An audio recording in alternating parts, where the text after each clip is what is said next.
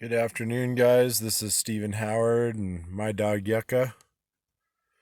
Just wanted to touch base with you guys. I've had quite an interesting day. It's the 11th today, and I knew when I woke up this morning that it was going to be an interesting day. So there was an elk this morning about 5 a.m. that got up out of the tall grass and was an amazing sight. It was a female calf elk and probably 2 or 3 years old. Had a radio collar on its neck. I've been wanting to find a forest ranger to tell him what I experienced, but um, me and Yucca are just chilling.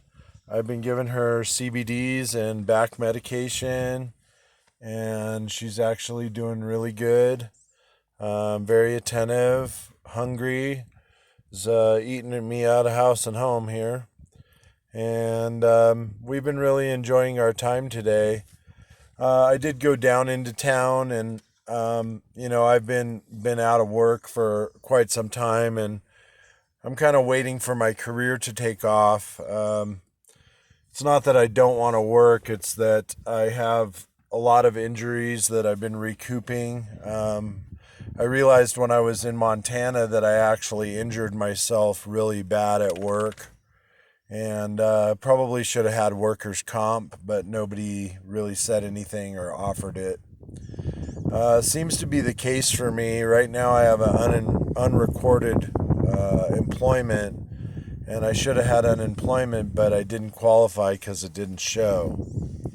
So I'm not sure what to do about that. I was told today I should find an attorney, but I don't know. I'm not a sue happy person.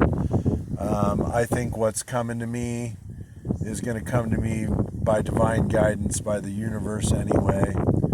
I've had a lot of loss this year. 2020 has not been the best year for me. However, what it has done is allow me to grow and grow in such a way that I'm able to, do things that people normally don't do. So today I was down at the gas station, and a lady came up with a student driver, and I was just washing my windows, and she goes, "Hey, you're from Montana?" I said, "Yeah. How did you know?" I didn't remember I was wearing my 406 hat. Um, this was a gift from a soulmate, and it's a powerful hat for me. 406, just the joy of being in Montana. I don't know how to explain it any other way. People like to tell people, "Oh, Montana's terrible. It's cold. It's snowing right now, and it's June." Ooh, and all of these things about Montana, but it's the first place I've ever seen a moose in my life. First place I've ever seen a bear up close and personal. And just wonderful people, great food, the most organic meals I've ever had. I felt the healthiest I've ever been when I was in and around Montana. I did have an accident kayaking on the river there at Spring Flow, and dislocated my shoulder really bad, broke it in two spots. The day after that, I was walking my dog in the park, and I had a sling on, and I was listening to some crazy teenage hip hop with some younger kids, and I was smoking some weed underneath the bridge. And something called me. It was just like spirit saying, you need to get away from these kids. You know, Police might roll up. You don't want to be in trouble with these kids. But they were cool kids. They were Missoula local kids. And as soon as I walked away from them and started just focusing on my dog, this woman walked right towards me like she was drawn to me like a magnet. And as soon as she walked up to me, I said, "I don't mean to be forward, but, you know, I don't really know what I said, but I said, I'm non-traditional, so I just want to give you my number. I'm hoping you'll call me. I'd love to go out with you." and I was completely broke. I had just broken my shoulder. I was in a sling. I was injured. I didn't realize how bad. And I didn't realize right then that she was a soulmate. She was a soulmate. I don't know if it's twin flame or what it is, but I still to this day just can't get over this relationship. You can ask anybody that I know, and a lot of people are like, just get over it, man. It's never going to come back. And they don't know. They don't know that. They don't know that. Nobody knows that.